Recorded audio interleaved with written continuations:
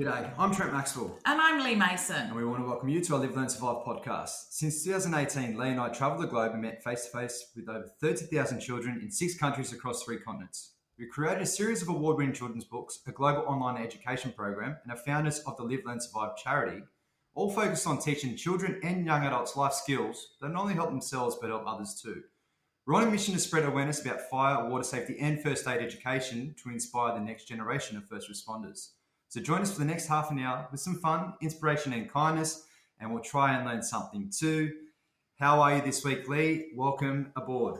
Maxie, I am good. It's one of those, you sat next to me. You're not in Sydney this week. You're up in Queensland again. So The Sunshine State. The Sunshine State. Sun is I'll tell you out. what, State of Origin, still the blues. Oh, easy. Look, we're on to you today. We're on to you. So another of our favourite days, Maxie. We've got a special guest today. Very special guest. I am really excited about this chat because I love meeting amazing people. Shall I roll in and introduce him? So today, Maxie, we are joined by Cooper Chapman, who was a young professional surfer living an extraordinary life.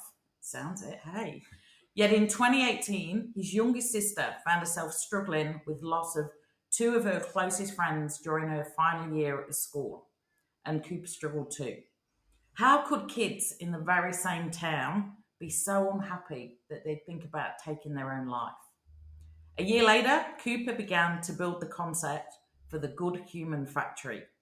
And in 2019, a mental health organisation that seeks to normalise mental health discussions and inspire the global community to think about mental health differently. Incorporating in-school and corporate workshops, a podcast, an accountability community, and merch, the Good Human Factory has grown rapidly since 2022, more rapidly than Cooper could have imagined. He shared workshops with over 40,000 high school students across New South Wales, Victoria, Queensland and Tassie, and over 15,000 of these were in the last year alone. And you and I know how hard that is to do. Yeah, it's amazing. Exactly. Sharing his own personal story as he shared his own mental health journey through his surfing career, challenging audience to connect with their values rather than basing their self-worth on external factors. Cooper said he used to base his self-worth around his career, but when his career waned a little bit, his mental health suffered. And his sports psychologist taught him about the power of living by values rather than performances. Cooper says he can't believe the support and impact that they've had in such a short time. Well, Cooper, to be honest, I can. I think you're an absolute legend, and we are so excited to welcome you today and learn more about you and your good humans because you sound like awesome people. So welcome. Oh, thank you guys so much. What a beautiful intro. I'm looking forward to having a chat and sharing a bit more about my journey and learning a bit more about what you guys are doing. But really excited to jump into it. We've this is, I think, episode 145 that we've been doing for the last couple of years. It's probably one of the best intros someone's I think I excelled myself there, Maxie. I like to think, and I actually didn't fall over my words. I try and give these amazing people, the respect and credit they deserve. So, I got through it, Cooper. So I'm going to share the first thing. I can't wait to hear more about this. What inspired you? We touched on it a little bit there to create the Good Human Factory. Tell us how it started. Yeah, so I guess mental health has always been something pretty important and a pretty big topic for myself and my family. I lost an uncle when I was quite young to suicide. I watched my dad throughout my teen years struggle quite a bit with his own mental health, a bit of anxiety, depression, but also had a mum that kind of came from the other side, and nothing against her, but was kind of that get over it, you're a man, like was grown up in that sort of upbringing. So I sort of had this conflicting interest of like, oh, I better not struggle. Like it's subconsciously now looking back, it definitely was. But okay, I've got to do some things to take care of my mental health. I used to get told like, oh, it runs in the men in your family. You got to be kind of wary of it. So I was always really forward thinking about mental health myself and what little things I can pick up along my journey to help me if I do get to a point of struggle, with no intention of starting a business or talking to kids at schools or doing any of the work that I do now. But as we said in the intro, back in 2018, my youngest sister of 3, Sophia, was in year 12 at high school down in Sydney where we grew up, very beautiful part of the world. And yeah, within a fortnight, she lost 2 friends to suicide, which is just Terrible. the most tragic thing ever. And I've been so fortunate to live the life I'd lived, traveled the world, lived, some beautiful experiences. But then I just reflected and was like, there's kids in my local area that are struggling so much and, unequipped with the skills and the techniques to help manage their mental health. So from that day, I just sort of made it my mission. What can I do to maybe help these kids in my area? What can I do to continually educate myself around mental health, learn more about it? And that was where the Good Human Factory idea came about. I had an old school teacher friend of mine down in Sydney at Narrabeen Sports High that I went to that was the careers advisor at the time and a really good friend of mine. And I just gave him a call and said, mate, did you hear about what happened at the other school around the corner? And he's like, yeah, it's so tragic. And I was just like, maybe I could come and have a chat to the students, share a bit about my story and let them know some skills that I've learned, because I never learned any of this stuff at school. It was all sort of external learning. So I went back to my old school and shared what was, looking back, one of the most average presentations you could ever deliver. But yeah, I've come a long way since then. I've really sort of sharpened the sword of presenting and sharing keynotes. And now I've been lucky enough over the last couple of years with obviously COVID right in the middle of it. Everything slowed down a lot, which gave me a good opportunity to develop my skills, to really dive into education around different topics and do a couple short courses, but more importantly, interview hundreds of experts in different fields of well-being and realize that mental health and mental illness are two, in my mind, separate topics. Mental illness is something that's going to affect 20% of us statistically. Mental health is something that affects 100% of us. So my kind of approach is all of us should be doing some daily habits and rituals that are scientifically proven to increase our well-being, to increase those happiness hormones and chemicals in our brain. But we're just not getting taught this stuff at school. We're not getting taught this stuff through the media because nobody's profiting off it. So it really needs to come from inspirational people and people who are really out there looking for things to improve their well-being. So that's a really short story, I guess, of where the idea came from and why I do this work. But now, I'm just really proud that I get to do this every day, try and grow a business. Its real core mission is to just help people shift perspective around mental health and really take that responsibility into their own hands and develop those daily habits and rituals that can make us feel better. Yeah, mate. So true. Yeah, it's such an important thing, and it's awesome to hear. And actually, you kind of answered the next question I was going to ask you: is what prompted you to take action and address mental health issues among young people? And you said going to speaking to your teacher and going to the local school. But adding on to that, what was the next step after that? So if you did that chat with the school around the corner, you said it was a bit average, but I'm sure you nailed it, mate, because it takes a lot of courage to get up there and speak in front of people. There's not a lot of people that like public speaking. I was one of them. Yeah. And then you kind of force yourself to have to tell the message. What was the next step after that? Was there more schools or? Well, so that was in 2019. I did like one school workshop. And then I did one workshop at like a local footy club that a friend was a coach of. And like, it's still the only workshop that I ever did that didn't have a screen. They were like, oh, we don't have a screen. So I like printed out my presentation on like 10 pieces of paper and they had to share it between tables. But that was 2019. At the time in 2019, I was still surfing professionally. I didn't have a sponsor. So I was working 50 hours a week as a tradie.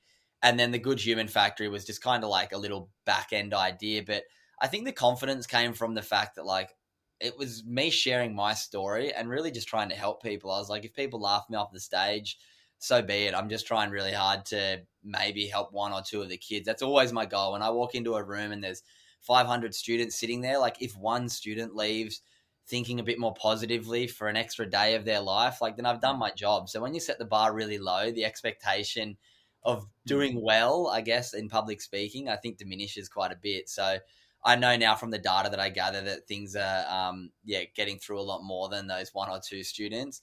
But it just took time. So 2020 then came around and COVID hit. So when you're trying to go into schools and speak, one of the first people to get clipped is external, like the students weren't going to school, let alone external presenters. Yeah. And back then I hadn't evolved the business enough to be able to deliver virtually or anything. So everything kind of got put on hold, to be honest. Through 2020, that was a good time for me to go, okay, I can now focus on education, getting better, really developing my workshop and trying to sort of sharpen that sword and make the presentation a lot more engaging, get better at presenting myself. but mostly just educate myself. I did a few different short courses around the science of well-being, read lots and lots of books, and then that's when the Good Humans podcast started in 2020, where I began to interview different experts in well-being topics, in neuroscience, in a whole range of things, and began to just realize there's so much great information out there. We just have to go and look for it and have the right inspiring people share it. So that was 2020. Everything was quite slow. Then 2021 came around. Yeah. I developed the business a bit more. I'd registered the business name. It was actually, I could start charging people a small fee for my workshops. And then 2021 came around and it kind of came back COVID. So everything was really slow. And I was still surfing professionally in 2021, traveled the world for 4 months on the Challenger series. So I had to pull the handbrake on the business. So that's where I kind of say, in the intro, 2022 was when stuff really became more of an actual idea where I was like, okay, this has got some potential legs to it. The podcast is picking up some numbers. Merchandise is starting to sell a couple things, and the workshops, once school started to go back, began to pick up a little bit more pace. But yeah, the end of 2022, 2023 was where stuff really started to get a little bit more momentum. And yeah, ever since 2022, 23, I've been doing it full time and retired from surfing. Wow. I was going to say, was it 2022 when you actually finished surfing? Yeah, so I did the international tour the back end of 2021, but had to cancel a bunch because I got in really last minute. I was the last spot that got in because someone was injured and pulled out. So I had to cancel a few workshops that I had booked in. And then once I got home, I was just the surfing's kind of on the back burner. I didn't have any sponsorship. Surfing Australia took me off their scholarship. And I was like, you know what? This is kind of the universe pushing me all in the same direction of making such great impact and getting feedback that the workshops are really helping people. I'm getting, more and more work coming in, and the surfing was kind of slowly moving backwards. So I was like, you know what, this is a great transition. You hear of so many athletes and people who have a successful career, I guess, at the end of their teen years into their 20s, finding it really hard and getting lost on that next stage of their life. Whereas I had this vehicle and this business that I built that was a really nice transition for me. So I was kind of like, you know what, I don't need to surf anymore competitively. I'll take on this next journey of my life. I was just going to say, mate, hats off to you for recognising that vehicle was going to transition you into this new life after surfing, and what an impact you've done. 45,000 plus kids or adults as well, all across Australia. And, I've been following you for a while. I see all the great stuff you're doing with your podcast. You've had some great guests over time. You have a lot of good people around you. Like I said, man, it's awesome to see you thriving and knowing. Yeah, exactly. It's incredible. So are you completely on your own with it? Do you have people that work in it with you? How do you, people always say to Maxie, how do you do all of this? So that, I guess that's how do you do it all, Cooper? Oh, I mean, to be honest, I'm just making it up as I go. I do have now a girl, Kelsey, who helps me and does 20 hours a week with me, which has been a big help the last sort of 6 months, which was nice to be able to bring someone on to help, but also learning without any sort of business degree or any business education behind me that it's hard to employ people, and having to set up all your systems in the background with invoicing and paying people's tax and paying their super. There's a lot that goes on. Oh, we hear you, Cooper. Absolutely. We hear you 100%. So I'm learning that. But for the first 3 years, really, it's been just all me, from packing and sending the merch to designing the merch to developing the whole podcast audience and doing all the editing and distribution and everything myself for the podcast, to then obviously developing my workshop, doing the outreach to clients, trying to build a client base. And I hate sales. So I've never actually called and approached anyone and asked them to have me into their business or to their school. It's kind of all been word of mouth and come to us. Whereas now I'm in that next stage of business that I have someone who's helping me a little bit with sales. So she's going to be doing a bit more outreach for me, because I'm just someone who hates selling, especially trying to sell yourself. So that's been the growth so far. And then I've got a guy that's helping me with a couple hours a month, just consulting with sort of brand direction and strategy for growth, because I've kind of just been oh, cool opportunity, and everything just sort of happens. Whereas I'm like, okay, I need a bit of a pathway to take this to the next level. And entrepreneurial people are not great at doing the, the sensible, like you say, setting up your systems, the business strategy, you're obviously to have had this thought, to have followed the passion, have had the idea. You're a very creative, entrepreneurial brain, creative by nature. That's a little similar to Maxie and I. We really, the other side of it is really tough for people like us. It's like, chain us to a desk and do all of this stuff, we're out there, people. So it's great. You won't know yourself now that you've got some of those people in your court, because that's exactly where we're at, and it's like life changing. And the cool thing is to just always remember, and you're big on this, I'm sure, is reflection and gratitude. You're the king of gratitude. But when I say reflecting, it's all about the journey and the little steps. And sometimes the little tiny steps end up being a marathon. And you look back, me and Leigh have known each other for over 10 years. Live Learn Survive's been around since 2018. If we go through each individual stage of where we've come from, but wow, like in a lifetime, that's amazing. And then you kind of get to a certain stage where you got to go, well, that next step, and like you were saying, that next path. And we're always kind of evolving. We're in a forever changing world. Yeah. And, I reckon once a month you have to sit back and, what do they say, measure the gain, not the gap. Yes. Well, that's the thing. Like obviously, like when you're building a business, there's always like looking forward in the future and hoping to get to a certain growth point. So you can, I guess with the cost of living and everything rising, it's like, unless you're growing, like you're falling behind, which is so tough when you've had a good year or two and then stuff plateaus out. It's like the prediction and stuff's hard. But like you said, reflecting, and like if you asked me back in 2020 when I started and told me that I was going to be on stage speaking for Apple, Telstra, McDonald's, Amazon, Red Bull, Westpac over the last 3-4 years, I would have laughed at you. And now having like corporate clients like that, I've spoken at over 75 schools, like reflecting, it's like, wow, I've achieved so much more than I ever thought I would. But then there's always looking forward, going like, if I want to maintain a business and I want to keep making this impact and I want to try and hopefully continue growing and adding value to people's businesses, to school children, and just shifting that perspective, then you got to always have that strive. But it is also important to look back and reflect and go like, wow, I've come a long way for someone without any education in building a business, without, any university degree behind me in mental health, just going like, you don't have to be a mental health expert to talk about mental health. You just have to be relatable and make people, think a bit differently and encourage them to, chase down different ways to view mental health and chase down different things that they can integrate into their life that is just going to make it a bit better. Oh, definitely, mate. It's you're 100% right with that. And moving on to the next question, could you share a particularly impactful moment or a story from one of your workshops or podcast episodes? I'm sure there's thousands, but is there one that kind of sticks out? I was thinking about this one the other day because I get asked this question quite often, but a podcast episode, because I just her Instagram popped up on my feed recently. I did a podcast with this lady, Candace Mama, last year, and she's this beautiful lady from over in South Africa, and her dad was murdered in the apartheid, and then her story is just phenomenal, where she's like been voted like Vogue's most inspiring woman of the decade and all these crazy accolades because she got the opportunity when she was like 21 years old to meet the man who murdered her father in prison as part of this like forgiveness scheme that they were trying to do. And she actually forgave this man and then petitioned to get him out of prison because she was like, it was the orders that you were getting from your, the government in time that was trying to do what they were doing.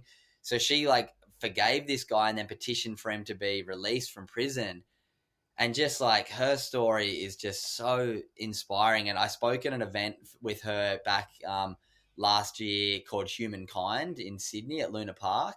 And I met her there through my friend Herman, John Winning.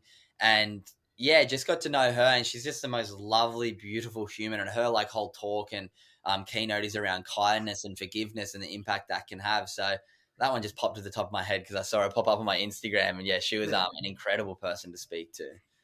Oh man! Wow, that is powerful. Like, to forgive. We all talk about forgiveness, then, but to forgive the person that murdered your father, like, It's whoa, a crazy story.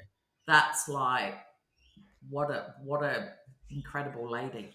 Yeah, it's just a story like her, because in my podcast I always take people in a bit of a chronological through their life, and her explaining like her upbringing without her dad because he got murdered when she was like 1 or 2, and then finding a book that was published that had like the story about her dad being murdered, and she like snuck it from her mum and read it, and then like had such bad crippling anxiety and PTSD like that she almost died because she was so sick from the anxiety and that she carried through her life.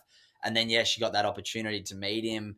And all of her family had to sit around in prison and meet him. And then one by one, they all like gave him a hug and forgave him. And then she like petitioned to get him out. And now she's like this global speaker and keynote speaker around forgiveness and kindness. And crazy, crazy story.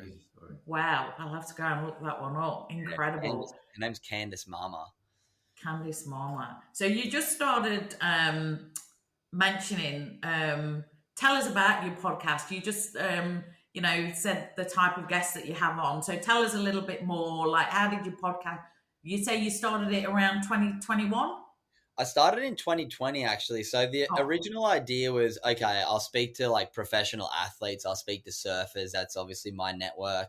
Yeah. So my first kind of 10 to 20 episodes was kind of like surf specific, different top level surfers talking about their journey. But always the theme was to chat to people who have had, we've all had challenges through our life. So chat to people about those difficult times they've gone through, what they've learned, and what maybe they can pass on. Because I always got told by my dad, like, it's great to learn from your mistakes, but it's even better to learn from somebody else's mistakes. And not even mistakes, but through people's challenging times, we can really learn a lot if they're willing to be vulnerable enough to share. So that was kind of the initial concept, was speak to surfers. But then I was like, I just want to speak to everyone. I feel like the more that you can expand your horizons and learn from different people is a really good way to build empathy, by actually hearing and learning about people's journeys. So I've had 155 guests on now from, every walk of life. From I've had like different doctors on in a whole range of different topics. I've had neuroscientists on. I've had experts in whole different wellness fields, from gratitude to kindness to entrepreneurs to business people to plenty of athletes. Who else have I had on? I've had like F1 drivers. I've had, I've had pretty much everywhere you can go, like social media superstars. I've kind of gone every topic you can think about. I've just chatted to people, which has been fascinating. People who have overcome addiction, people who have been to prison, people who are, every different story. I can kind of name that I've had someone on there. I've had a few of the Bondi lifeguards on. Yeah. I still need to have you on, Maxie. You've been mate. Anytime, mate. I'm more than happy to have a chat. You've been at the top of the list for a long time, but we'll do it in person when we can very soon. Yeah, that'll be epic. Yeah, it's just been so cool to learn from people and give them the space to share their story. And that's why I love going the way that I take my guests, always through their childhood, through their teen years, what they did after school, and then what they're doing now. And you can generally like learn and watch people reflect and go like, oh, wow, I have come a long way. I have overcome those things that I didn't think I ever would. And here I am now. Yeah. 100%, mate. And you kind of just covered that. How do you select your guests for your podcast, and what do you look for in their stories and expertise? You pretty much just nailed it with that. But moving forward, finding guests for the next 150, what are you kind of looking for? Yeah, where'd you find them? Just through contacts or hitting them up?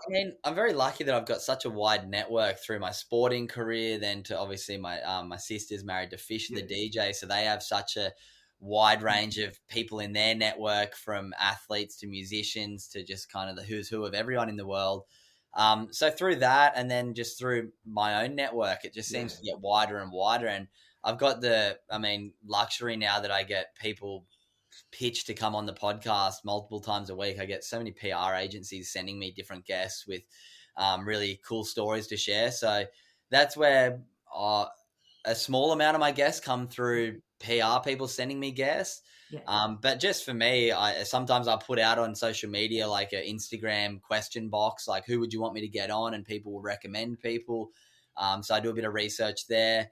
But then quite often it's just like someone will pop up that's got an inspiring story that I follow on social media, and I'm like, oh, I'd love to chat to that person. I just send them messages on Instagram, and that's kind of how it's been for a long time. I need to be a bit more specific. At the moment, I've been speaking to people who are runners. I'm training for a 100-kilometer ultra marathon. We're going to talk about that very soon because that's very inspiring stuff.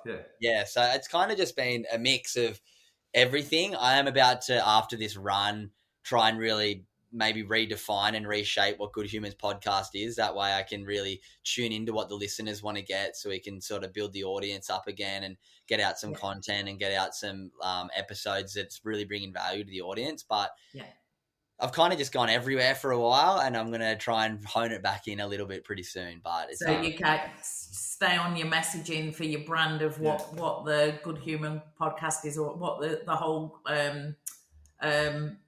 the value of what everything you do stands for. I get that. And just we're going to go off topic here, but talking about your 100K run. First of all, tell us a little bit more about it, and then I'll tell you a little bit of the stuff that I've been doing the last couple of years. I've been doing a few races, but tell us about what you're doing.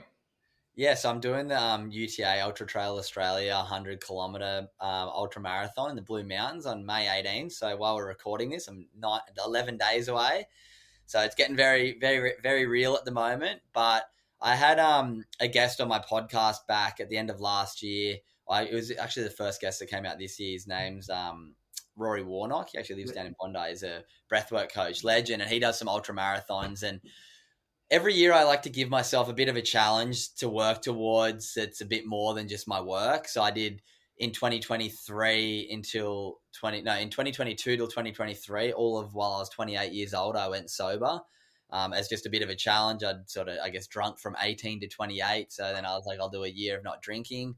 And then I'd been, 6 months after that, I'd been back drinking and sort of working on the business, but just felt like I needed something to work towards, something to strive towards, something to sort of delay gratification towards. Yep. And I'd been feeling a little bit stale, and I had Rory on the podcast at the end of last year, and he was telling me about some ultras, and I was like, maybe I'd always been a bit curious about doing like an ultra marathon. I'd read like David Goggins' book. I'm a big fan of what Ned Brockman does, and I'm very inspired by people who can, silence the mind and overcome those big challenging thoughts when you do an endurance race.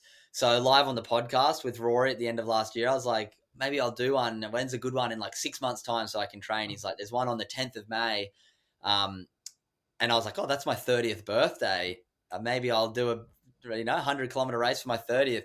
Turns out it was a weekend later, the 18th of May. But I was like, you know what? I'll do it. So I just said live on air, I'll do it. Mate. And then I was like, you know what? I'll do 100 days of training to a 100K run. So I've been doing... I'm like 89 days into my training block right now. I've got 11 days till the run. I'm in taper. I've been following it too, man. It's been awesome. Like I had a adventure race about 3 weeks ago. Yeah, about 3 weeks ago. Me and one of the fireys I work with, Piers, one of my good mates outside the job as well. Similar to you, what's something we could work towards? We heard about the half ultra adventure races, and then we heard about the full ones, and we've done 3 years in a row now, and the last 2 years, don't know how, don't ask me how, but we've taken them out. I don't know how. No way. But so it's called Terra Nova down the South Coast. So hopefully maybe next year, the next challenge, get a duo or a 4-person team. Basically, it's an adventure race. It's about 140, 150 Ks. You mountain bike, you trail run, you paddle. But you get the map an hour before the race, and you have to work out and orienteer using a compass, literally in the bush, to find your way. So, what? Mate, I want to do that. Let's do it. Pretty epic. Yeah. It's incredible. The really awesome thing about it for someone like me is you can actually track it. So the weekend that Maxie and Piers were running it, my husband loves this kind of stuff. So we were tracking them. We know if they got the checkpoint, it's amazing. So it's a really cool thing to do. It sounds, you saying you're training for you very much remind me of like Maxie needs the next thing. So when you've ticked this one off the list, Cooper, this could be your next thing. Oh, I'm so in. There you go. I'm good at committing to things live on a podcast 100%. Live. So basically, where I'm going with that, it's not, everyone's doing an amazing thing every single day, and this 100-kilometer ultra race you're doing is amazing. But what I've learned from doing some of these races is sometimes if you can trick the mind, the more hurt you are or the more back against the wall, in the trenches, waiting for the whistle to go over the top with your bayonet to charge, that's when I'm in my happy. I know it sounds really, and I'm sure you've been in this hurt locker before. It's like a really good place to be. Yeah, you're because happy you there, know Maxie. you know that like When you're up against it, and you're having a crack, and you're doing your best, and you know that pain is only temporary, and what you're doing is for yourself, and might inspire. It does inspire others, but it's you're in your own mind, and everything, all your worries and all your anxieties and all the, I'm going to swear a little bit, all the bullshit out there. But when you're racing, or when you're out in the bush, or when you're swimming or surfing, it's kind of, it doesn't matter. You're focusing on what you're doing, because if you're not focusing on what you're doing, you can slip over, you can hurt yourself, you can. You've got to be in the moment. You've got to be in the moment. That's where I'm going with this. You've got to be in the now. And a great book, Power of Now, with Urquhart Toll. Being in the now. The past is done. The past is the past. The future doesn't exist yet. You're in the now, the present moment. Everything you've done your whole life brings you to this point right now. I love if you're doing a 100-kilometer race, that's epic, because you're able to do that. You reflect on, who am I? What am I doing? Why am I doing this? Anyway. So I'm going to just ask you. I'm going to ask you a question, because it might help Cooper. Sorry, you go, Cooper. I was just going to say to Maxie, I was speaking to Alex Hayes right before we jumped on. He said to say hi, but I'll get him to do the adventure one next year. Let us know the dates. Oh, mate, that'll be epic, bro. Yeah, he's a good man. So asking you, having just done that, and Cooper about to do it, when you're in that moment and you're absolutely thinking... Back against the wall. Fighting off people. Yeah. So is it, what do you focus on? Is it just like the next step, the next 10 meters, the next 50 meters? What tip can you give our new best mate Cooper here as he's ready to run his 100? How good is this? How good is this? That's what me and Pierce were saying. How good is this? I had 30 leeches on each calf, and people that get skirmish with leeches and stuff. At one stage, we're just covered in leeches and blood, and we're bush bashing through these spurs and going into creeks, and the whole time we're just looking at each other, smiling from ear to ear. The more hurt you are, it's like a psychological thing. You see someone else smiling at you when you're hurting, it's like you smiling, you go, how good's this? Deep down you're hurting. But another trick too is counting 10. It's so simple but very effective. As you're trotting along, or paddling, or running, or cycling, 1, 2, 3, 4, 5, 6, 7, 8, 9, 10. Repeat it, and then it keeps your mind busy, and then you kind of forget the pain. But we could talk all day about this. Yeah, I love it. So Cooper, I'm going to find you on social. I'm going to message you after and go, how many times did you say, how good is this? Plenty. I'm looking forward to it. Once I sort of cross that 50K mark and I'm in unknown territory. You're home, mate. You're home. Yeah, it's like on the downhill home. You're home, brother. You're home. Once you get that. Yeah. It's all downhill. That's what you're saying. It's all downhill. When you get to that 50, downhill, mate. You're on the home straight. Oh, here we go. So, we'll stay on the podcast. What has been the most surprising or unexpected thing you've learned through hosting the podcast? Surprising or most unexpected thing I learned. It's another random one to bring up, but this is just something I had my running coach on a few weeks ago. This girl, Vanessa Angera, lovely girl. She's actually doing the 100K with me next week. Just like a really surprising thing. She was telling me, and I've got an Instagram clip about this. Her dad passed away recently and it was like 92. Her mum, she has like an older sister younger than her mum. So her dad was like married and had a daughter like a long time ago who's like 70, and she's only like 26. So she has a sister that's 50 years, or like a stepsister that's a half sister that's like 50 years older than her. Wow. 45 years older than her. I don't know why that came to mind. That was just like, I was like, that is the most fascinating thing I've heard. Family dynamic. Yeah, it is pretty when you think about it. It is, and I guess it's like that. Everyone's got a story that to be shared, and like you said, like I completely understand why you go all over the place with people, because you strike me as somebody that is really interested in people and It's curious about their story, and people love to tell their little, people do love to talk. It's great to be a great talker, but it's even better to be a good listener. And sitting down with someone and asking someone that is a little bit older, hey, tell us a story. Tell us about your life experience. Tell us about something good, something bad, something that you would change. And the amount of conversation starters you can have. Yeah. It's get a lot of wisdom when you get older, Maxie. You do. Just like being genuinely curious in someone's life and giving them the space to listen. It's like it's really fascinating when you like give people that space. There's so much you can learn. Let them go. It's like when you sit and listen to an old person. How many times these days, there's a lot of lonely older people. I say this because my dad, he's got his mates down the bowls club, and when you listen to some of their stories, like some of their stories your Pop had, Pop was a legend, and some of their stories, it's like, wow, you they need to be heard before they're gone from the earth. It's like people are great. Yeah, mate. So we spoke about the workshops, we spoke about the podcasts. Now we're going to speak about the 1% Good Club. So can you tell us more about that and how it supports your mission? Yeah, absolutely. The 1% Good Club is probably the thing I'm most proud of what I've built, if I'm being completely honest. So, I mean, a big part of the lessons that I share and a big part of my story is trying to integrate mindfulness and gratitude into your life. The more I research into people, for one, who are happy, who are successful, who are content in their life, quite often gratitude and mindfulness were very common denominators of people who were in a place that I wanted to be. And I was teaching this a lot in my workshops and sharing the benefits of it.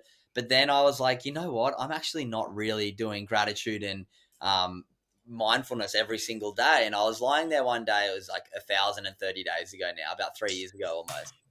And I was lying there doing a meditation, and as all of us do, I couldn't slow my mind down. I was just thinking, and I was just thinking in my head, surely we can give 1% of our day to our mental health. I mean, it's the biggest killer of people aged 14 to 45 in the country. Something pretty important, yet most of us are doing nothing at all for our mental health, which is okay. But I was just like, surely I can dedicate 1% of I'm the mental health guy. If I can't give 1% of my day to my mental health, then who will? Yeah. Then I was like, I stopped in the middle of a meditation and was like, okay, what's 1% of a 24-hour day? So 1,440 minutes in a day. 1% is like a tiny bit over 14 minutes. So I was like, okay, what can we do in 14 minutes that's good for your mental health? And I was like, well, 10 minutes in the morning for meditation, 4 minutes at night to sit, reflect on what went well during your day, and then write 3 things I'm grateful for. And if anyone follows me on Instagram, they'd see for every day for the last 1,000 days, I post a story with a little thing that says the 3 things that I was grateful for from that day. So then I was also like, well, I know you're more likely to maintain a healthy habit if you have an accountability group around you. So yeah, about over 1,000 days ago now, I just posted on my Instagram story. If anyone wants to join an accountability group where every morning I'll send a guided 10-minute meditation link you can click on. Every night I'll put my Instagram story with 3 things I'm grateful, and I'll send it to the group chat and then ask everyone to just sit there and write 3 things they're grateful for just in the group chat. And yeah, when it first started, I think in the first day, 30 or 40 people said, yeah, I'll do it.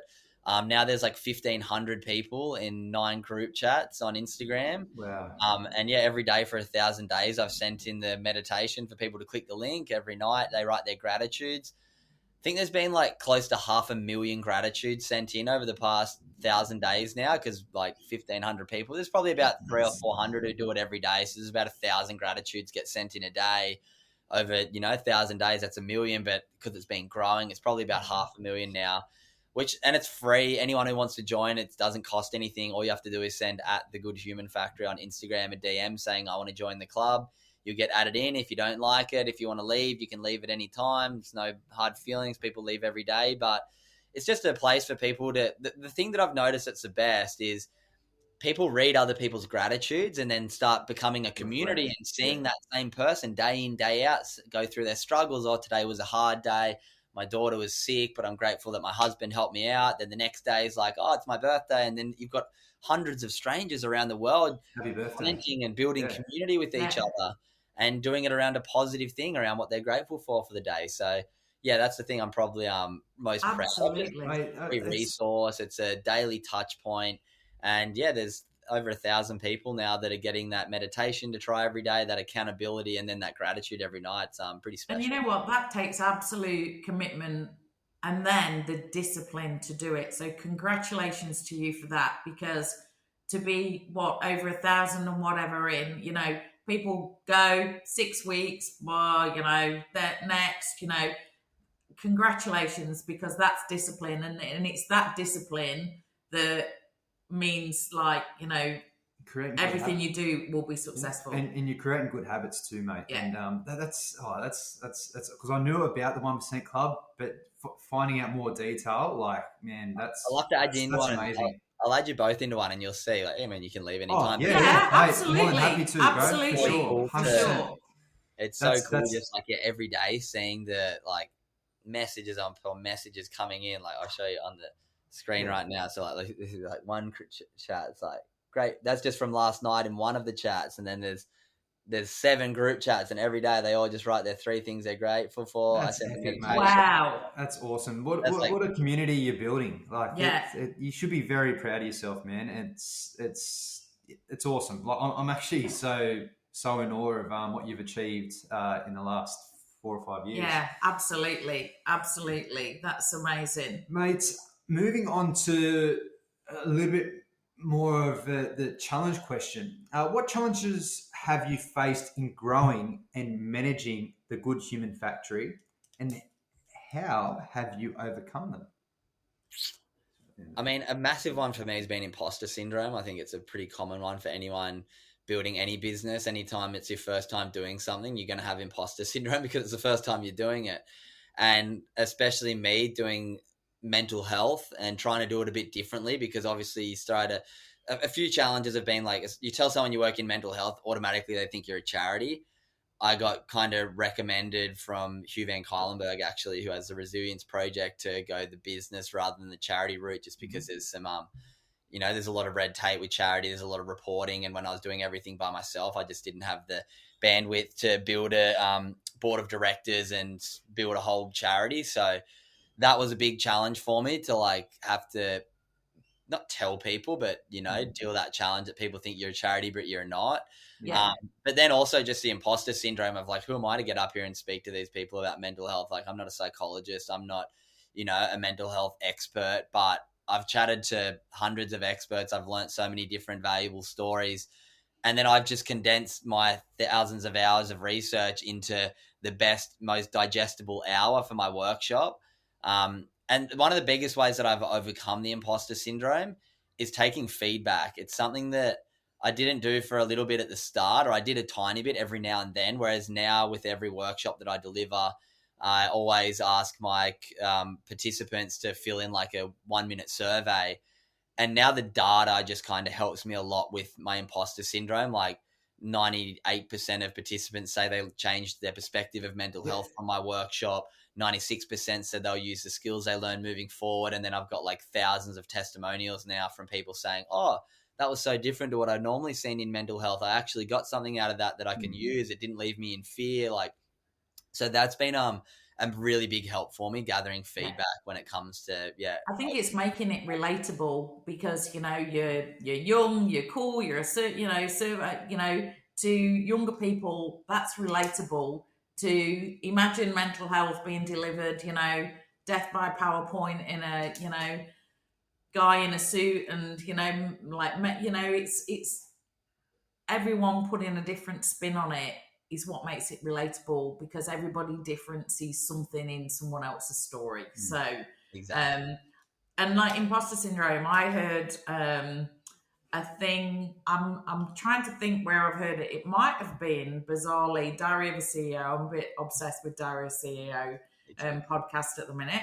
And it might have been Jimmy Carr, the comedian, saying imposter syndrome, it can actually, a bit of it can be a good thing, because if you're not it shows you care, and you're going to go the extra mile to, you just said, make your presentation the next bit better. And, because you almost are grateful for the right to be able to do this. So I'm going to give it all I've got. Yeah, so he was like, take a bit of it and take it as a bit of fuel, not all as a bad thing. And I'd never heard that, which I thought was quite pretty a different approach to it. So pretty cool.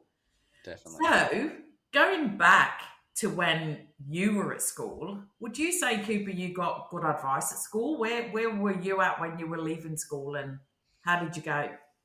I mean, if I'm being completely honest, looking back, I was probably a bit cocky when I was at school. I probably had a bit of a different... I used to think that being cocky was a way to get, it would almost be like showing people that, I think I'm doing well. Like I had a pretty successful junior career in surfing. I, was getting sponsored and paid money before I was finished school. I won Australian titles. I was representing the country. I was in the top 2 on the junior series. And looking back, it's something that I'm not like, don't get me wrong, I definitely wasn't just like going around telling everyone I'm the best. But looking back, I probably had a bit of a ego back then. So, I mean, it did me well through my junior career. And then I was trying to get the validation of certain people in the surf industry, which looking back are not the sort of people that I really care about their opinion at all now. But back then it seemed so important to me. Yes. I was just going to say, mate, it's similar to my schooling. But did the teachers and what you were taught at school kind of help you? Because a lot of people we have spoken to in the past do say that the schooling system, I don't want to be rude, but the schooling system with teaching isn't up to scratch for everyone. I have this conversation with people every day, and maybe I can chat to you about this too, Maxie. Like, I think where some people like me and you, some young, inspiring men and women could get together and try and get through legislation in the government. Like they just did I had Chanel Contos on my podcast. I don't know if you've heard of her. She just got Teach Us Consent, her organization around consent. Yes, I know of her. Yeah. It has to be taught in every school now because of her. And I was like, if you ask every parent, every student, hey, should we be getting taught emotional regulation, first aid, taxes, like all of these skills that create so many like struggles for all of us in school, would you say yes, we should? And I reckon everyone would say yes. So I'm like, we need to have like someone get thousands. I mean, we could get 20,000 signatures, I reckon, in a month of people going, yes, we need well-being taught at school once a week for an hour to every student from year 7 to 12.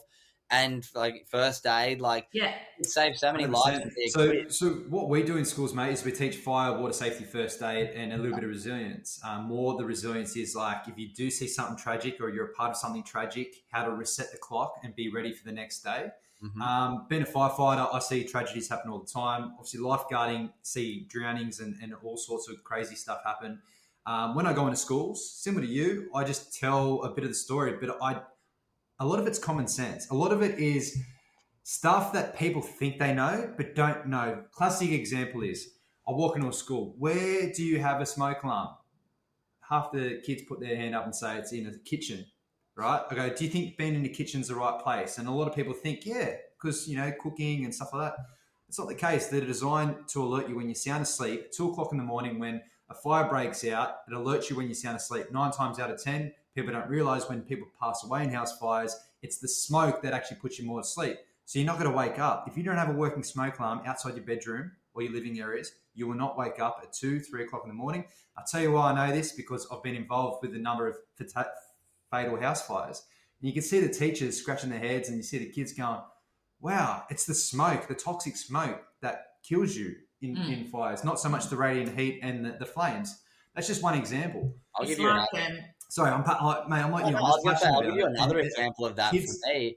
The ignorance of we think we sort of know, like with surf, like being a surfer, I thought I knew how I would rescue someone if I saw them like face down. But then once I got taught the like leg lock thing where you get them on their back and you hook your legs, I was like, oh my God, this is 1,000 times more effective. And I didn't know that until I got taught it. And that's like, you think you know until you get taught.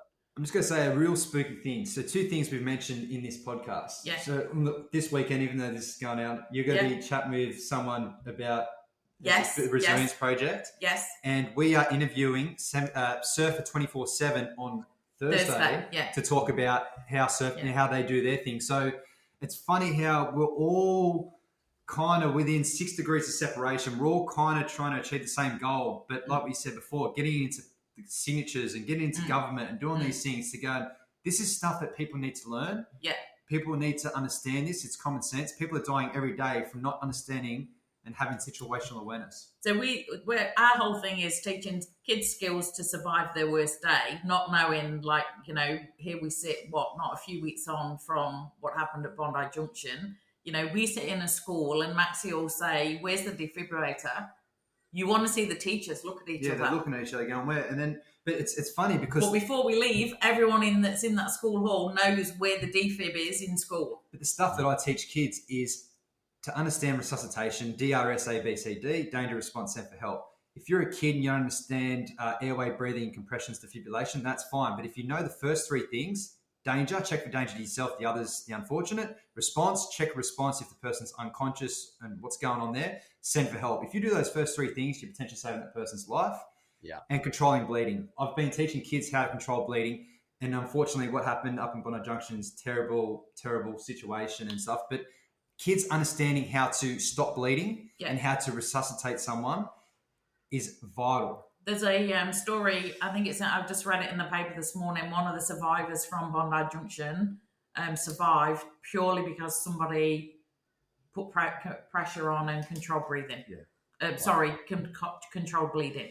But let's keep the comms... How simple is that? Let's keep the comms open. I know we're going a little bit off topic here, but let's keep the comms open about getting a bit of a case study, a bit of a work group. And because I'm sure you've got some ties with some people in government. I've got a couple people as well. Like, it could be worth obviously it's great to make impact that we're making, but I'm like, how do you make like actual lasting impact? And I feel like that's like the real legacy is where you get like Chanel got consent has to be taught at every school now. I'm like, how it's not compulsory for well-being to be taught on a weekly basis. Yeah, 100%. And like well-being can mean so many things, but if you have an hour out of your 30 every week on that across your whole schooling life, okay, you've had hundreds of hours of learning a bit more about emotional regulation, even if it is like a term of learning about breath work and then a term of learning about meditation. As much as the kids and you might have resistance when you're there, at least you'll be aware of it and know the benefits of it and know the science behind it. Yeah. But when you get to a time of struggle, it's like you might be doing it at home, you know, you might be thinking you're cool in front of your mates, but then when you're at home struggling by yourself, you'll still remember that stuff. I guarantee you're only a week away from 30, which is happy birthday. But I'm 33 at the end of the year. So we're 2-3 years apart, right? Growing up in the 90s and early 2000s in schooling, if you said we're going to learn some meditate, like no one would A, would know what it is. B, people would just be like, I'm not doing that. But now it's people like yourself and other people doing great things is making it a thing to take time in your day to meditate, to have gratitude, to be able to be kind, give back and help and love. Like, I think love is such a important thing. You just need to look after and help each other. I loved what you wrote in your thing, and I underlined it and highlighted it, the power of living by values.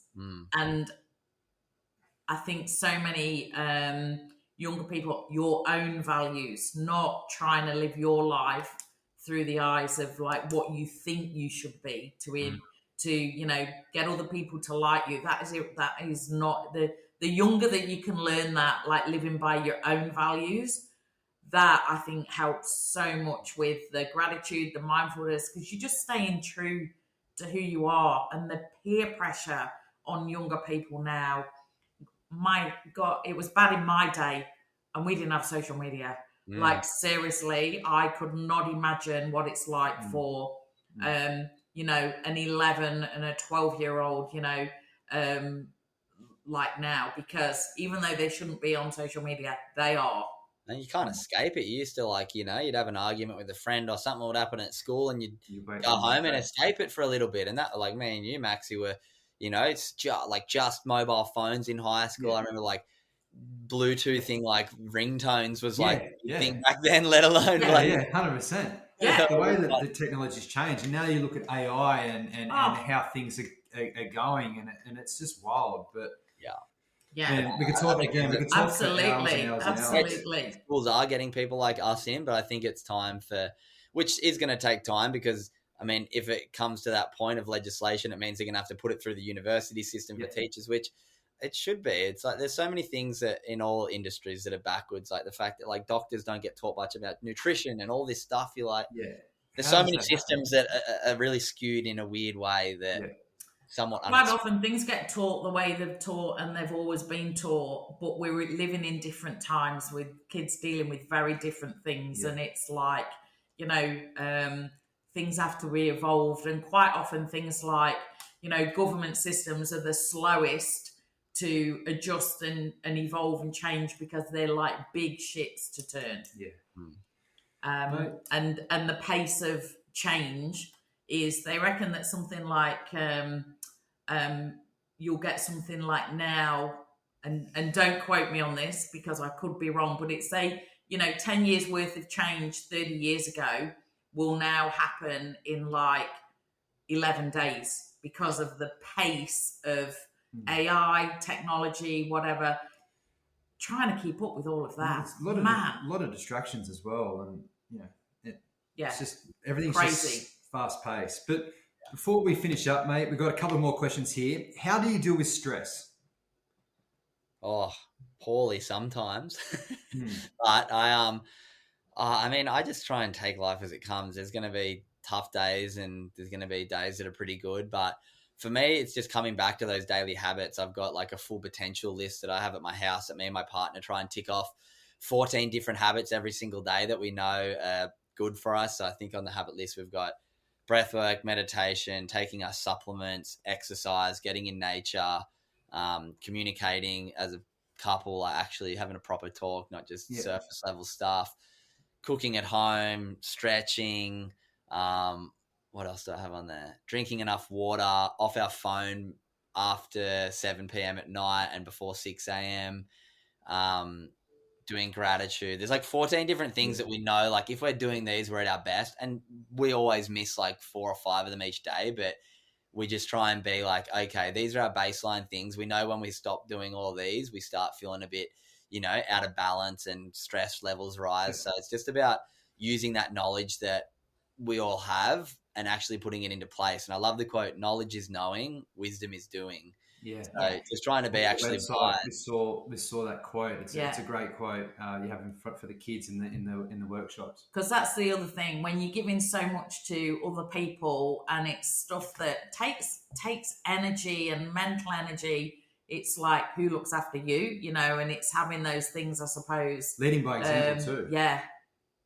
Yeah, and that's just trying to actually preaching what you're and that's why I started the 1% Club, because I'm like, I know this stuff's good for me, but I wasn't doing it every day. So it's like, you know, trying to actually do the things that we know. It's all well and good to know all of this great stuff. All of us are pretty smart, but it's like, how wise are we with actually actioning the knowledge that we have? Yeah, 100%. Exactly. All right, we've got 3 more questions, mate, and then we'll be wrapping it. Leigh, you're up. Yep. So, next goals and aspirations for the Good Human Factory. What's next? Oh, I mean, there's always exciting stuff coming up, but I think this year is really about building that solid foundation. Now I've got a staff member trying to get her really trained up so that we can have a bit more consistency with work. I had a really good couple months of workshops and then it slows down a bit. So just trying to build a bit more of a solid foundation and really organize our programs in a way that it's not just waiting for people to come to us, that school's rebooking and going, okay, yeah, we'll get you back for our year 10, 11 and 12 every year, and actually building that relationship with a lot of our school and corporate clients.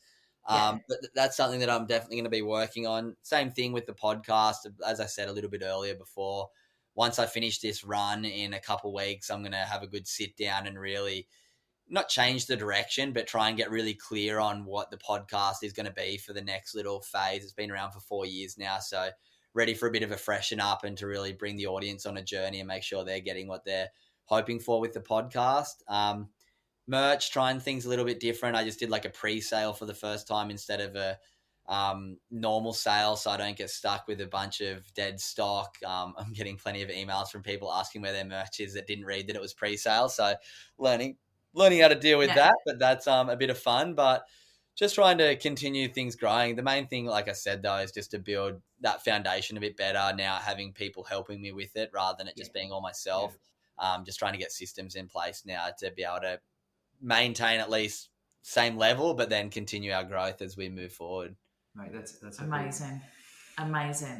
Mate, second last, what advice would you give to your 16-year-old self? So 16-year-old Cooper sitting there in front of you. What advice are you giving him? What advice do I give 16-year-old Cooper? I